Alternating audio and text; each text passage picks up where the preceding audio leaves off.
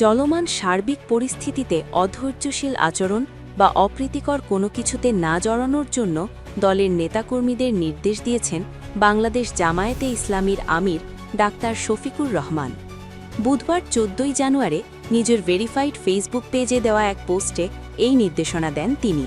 পোস্টে জামায়াত আমির লিখেছেন, প্রিয় সহকর্মীবৃন্দ, বহু ত্যাগ এবং কোরবানির সিঁড়ি বেয়ে প্রিয় সংগঠন ও জাতি মহান আল্লাহ তাআলার একান্ত মেহেরবানিতে এই পর্যায়ে এসে দাঁড়িয়েছে। সময়টা জাতীয় জীবনের জন্য অতি গুরুত্বপূর্ণ একটি বাঁক। এ সময়ে সকলকে সর্বোচ্চ প্রজ্ঞা এবং ধৈর্যের পরিচয় দিতে হবে, দায়িত্বশীল আচরণ করতে হবে, কারো ব্যাপারে কোনো ধরনের বিরূপ আচরণ করা থেকে বিরত থাকতে হবে। সবশেষ তিনি লিখেছেন, আমাদের উদ্দেশ্য একমাত্র আল্লাহ তাআলার সন্তুষ্টি অর্জন। আশা করি আমরা সবাই সর্বোচ্চ দায়িত্বশীলতার পরিচয় দেব, ইনশাআল্লাহ।